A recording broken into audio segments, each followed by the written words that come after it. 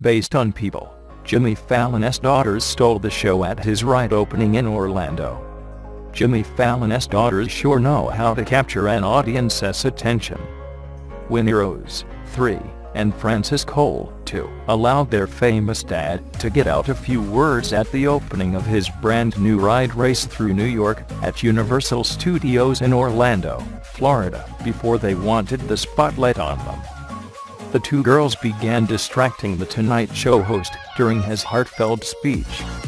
Winnie wriggled in her mother, Nancy's, arms, while Frances, being held by Jimmy, pointed out something in the crowd. "I can't believe this is really happening," Jimmy gushed during his speech. "We have been working on this ride for 3 years. We have a Tonight Show ride. This is really happening. The Tonight Show is all about fun and positivity and laughter, and putting a smile on your face, and that is what this ride is all about. I am so proud of it," he continued. "As a kid from upstate New York, I never imagined I would be a talk show host, let alone have my own ride. It goes to show that if you keep dreaming big, anything is possible." Based on Sci-Fi Wire, the sci-fi of Universal Orlando's Jimmy Fallon ride. A ride based on a late-night talk show does not sound like the most thrilling way to spend time at a theme park. However, add in a flying car, shark, giant panda, and space travel and effects by industrial light and magic, and things get a little more interesting.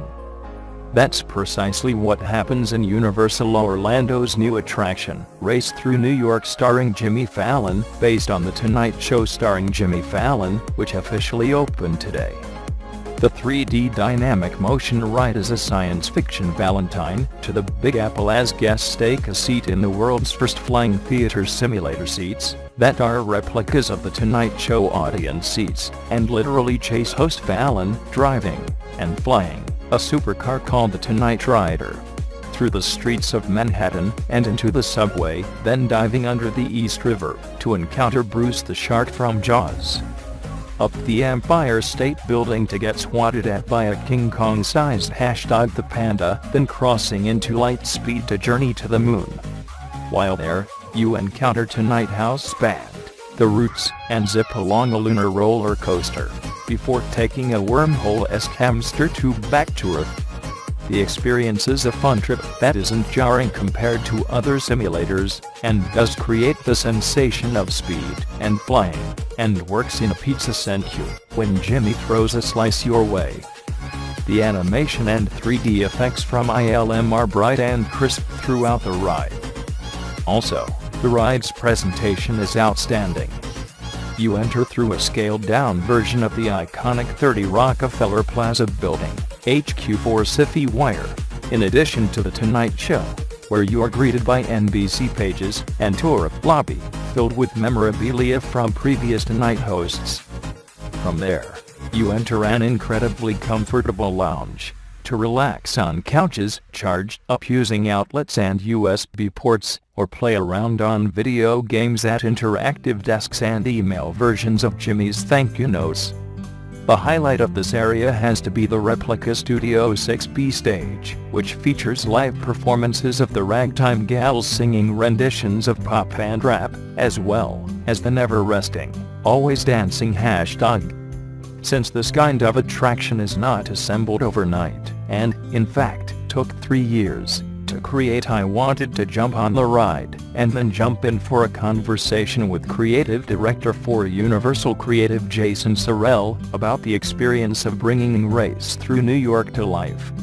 Sorrell, who theme park fans should know as the author of The Haunted Mansion, Imagineering a Classic, worked with Fallon and helped turn the talk show into a sci-fi attraction.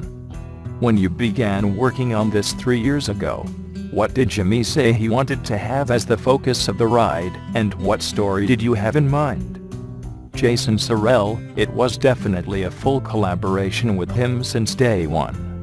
He has told the story that his original idea going back to 2009 was to jump off 30 Rock in a hang glider, and the audience would follow him. That was what was presented to me, and there were a couple other storylines. It was difficult to find a story that lent itself to a thrill ride experience that felt like it emerged organically from The Tonight Show. There was a point we were banging our heads against the wall, and all of a sudden, the races. Those wacky celebrity races with guests gives us a vehicle, motion, and takes us outside the studio. Is this ride a little like Jimmy's love letter to New York City? That is a perfect way to put it. Going back to that 2009 pitch, Jimmy wanted to celebrate New York. That was important to him, and to us The Tonight Show doesn't air in every international market, but we get a lot of international guests. By making New York a co-star, that enabled us to appeal to the segment of the audience not necessarily familiar with Jimmy or The Tonight Show. And if I'm doing any kind of adventure in New York, what would I expect to see? Times Square, the Empire State Building, Statue of Liberty, 30 Rock. We wanted to take New York staples and populate the ride with them. Will you talk about these sci-fi elements that you included in this experience? Jimmy wanted to go to the moon because it'd be fun, but it is also the Tonight Show logo. He wanted to put the Roots on the moon as the first band on the moon. For me, it manifests in things like Jaws. I wanted to pay tribute to the Universal attraction, and it's a big part of Universal history. And it lent an element of absurdity. One of the first things I wanted to do was put hashtag atop the Empire State Building. It derives from a New York staple Kong on the Empire State Building. We thought, that's cool, but what if it's a 300-foot Panda bear? But you also authentically recreate portions of NYC. And 30 Rock. One of the things that was most important to Jimmy was to make it crazy fun. That's when you see a shark in the East River or go to the moon. It's a mixture of authenticity and the absurd.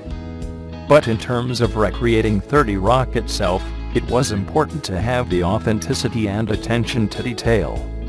To put it flippantly, just because it's an office building doesn't mean it's any less deserving of the same attention we give to Hogwarts or Diagon Alley. And one of the things Jimmy and his staff have been going crazy for is the floors, because we have the same terrazzo floors as 30 Rock, with marble literally from the same quarry as them. What are the Easter eggs in this ride beyond Bruce the Shark? I saw a Travis Bickle driving a taxi. The biggest ones are more for Jimmy.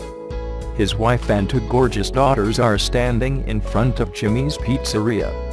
The two guys who come in at the end to carry off the Tonight Show writers Gerard Bradford and Mike DeCenzo, who worked on this show with us. Where is the homage to Twister, as the space used to be that attraction? That's actually down on the street in one of the store windows. You can see Bill Paxton's blue denim shirt hanging on a hook. And there's a stapler with one of those name labels on it that says B. Paxton. That's our nod to Twister and Bill Paxton. That was done before he passed away, but is even more poignant now. Are you excited to check out the new Jimmy Fallon attraction at Universal Orlando? What are your favorite fan-tripping destinations? Based on Now to Love, if these photos of Jimmy Fallon and his daughters don't warm your soul, you're dead inside. We're used to seeing him clown around with A-list celebrities, but nothing beats Jimmy Fallon joking about with his two daughters. The comedian was joined by his wife, Nancy Yvonne, and their little girls Winnie, 3, and Frances, 2, for the opening of his new ride at Universal Studios in Orlando, Florida on April 6th. As he officially cut the ribbon, the usually composed funnyman became quite choked up as he said, "I wish you all the smiles and the fun you can possibly have." As a kid from upstate New York, I never imagined I'd even be a talk show host, let alone have my own ride, he added. Dubbed The Race Through New York starring Jimmy Fallon, the 42-year-old admitted the project was a labor of love which took 3 years to come to fruition. And while we're sure the theme park ride will be a smash hit, it was the Stars Daughters double act that stole the show. The blonde cherubs danced, giggled and clapped their way through the event, winning a whole new legion of fans. Jimmy and Nancy welcomed both of their kids via surrogate. In the past, the host has described their fertility struggle as awful. "We tried for a long time, for 5 years. I know people have tried much longer, but if there's anyone out there who is trying, and they're just losing hope, just hang in there," Jimmy has said. Since welcoming their children, Jimmy says he adores being a dad. "I thought I'd never be that annoying person who shares pictures of his kids, but as soon as Winnie was born, I was showing my phone snaps to a cab driver," he admitted to parents. In fact, the New York native even released a hilarious kids book called Your Baby's First Word Will Be ...